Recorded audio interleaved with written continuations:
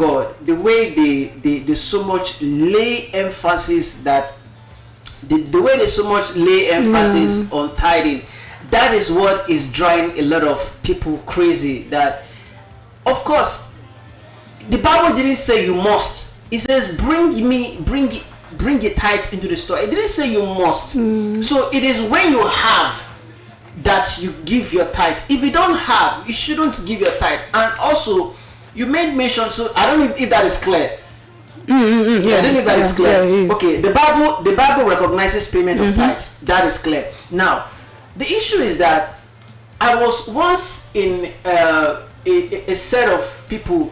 There was this. I don't want to mention the church, but there's my former church. There's this thing they do every now and then, every year, which is called the first fruits, whereby your first salary for that year, the first salary that you receive for that year, you are supposed to bring everything. Yeah, everything. If you earn 150,000 naira, if you earn 150,000 naira, you're expected to give the whole of that 150,000 naira to the church, which is called first fruit.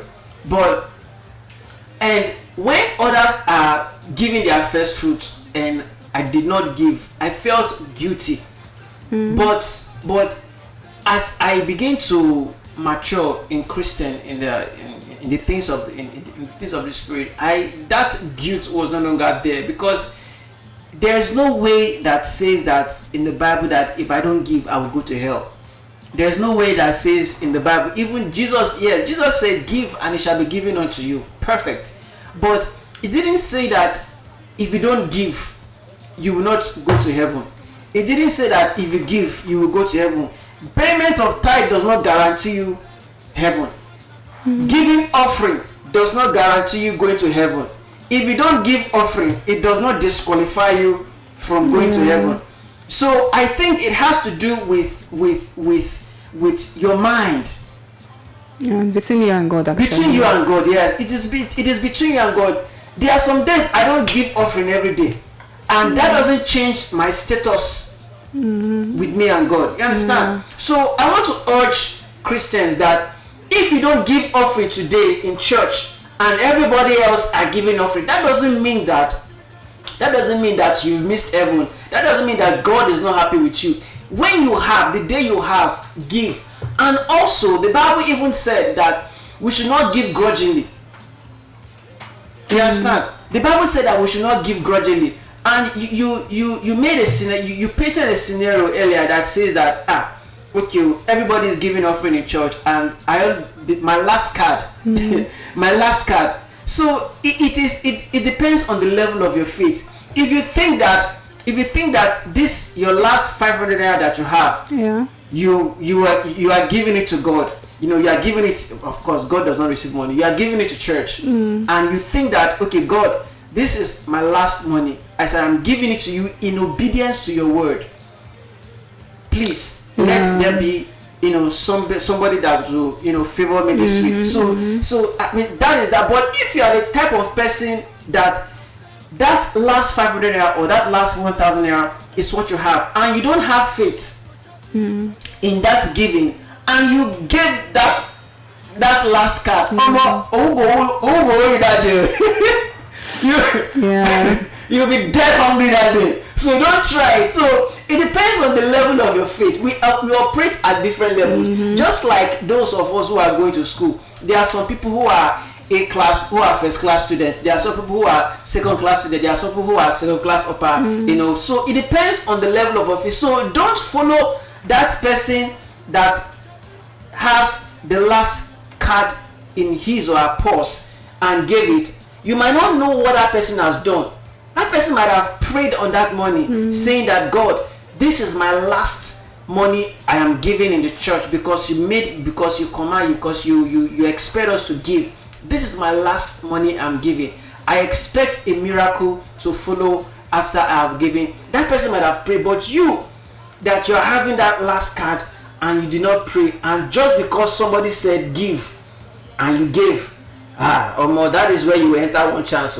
Yeah, honestly, like I remember that part that you talk about in first fruit and stuff like that, giving everything that you have. It made me to remember. It's just that if I say further, let me just talk about the society. I feel like the society now, the way everything is structured. You know how some people just go into ministry because of what they want to gain. That is how some people have turned it now in this society. Yeah. And it has now overshadowed the essence of this thing in the first place.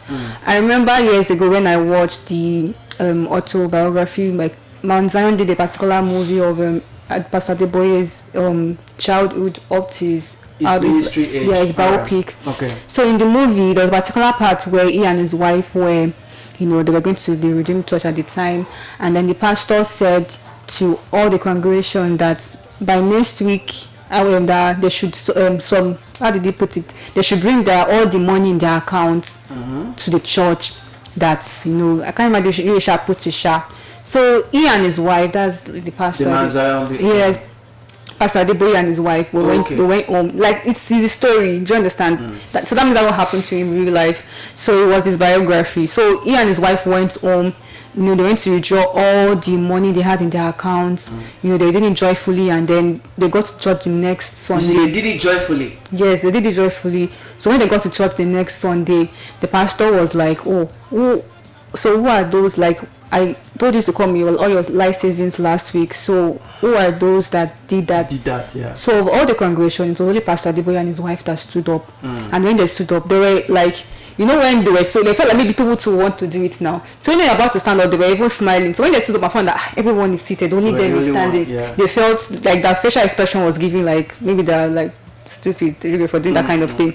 They're ashamed, something like that. And the pastor told them that they should not feel that way. They should come out, and he prayed for them and stuff like that. So along the line, I feel like that one is also part of the faith thing that we talked about, that resulted into the old way he is now, because he has made that sacrifices, and and that's the same way Abraham was about to sacrifice his son Isaac. Do you understand, before God now? So I feel like it's just the society that we find ourselves now. If anyone in his church is saying, my congregation, bring all your life savings, social media will start saying, this pastor is a scam. Do you get? So it's the society that we find ourselves now. While some are actually doing it because God works that way too. Others are doing it just to reap the people, and it's just how the society has found themselves. But I just feel like when it comes to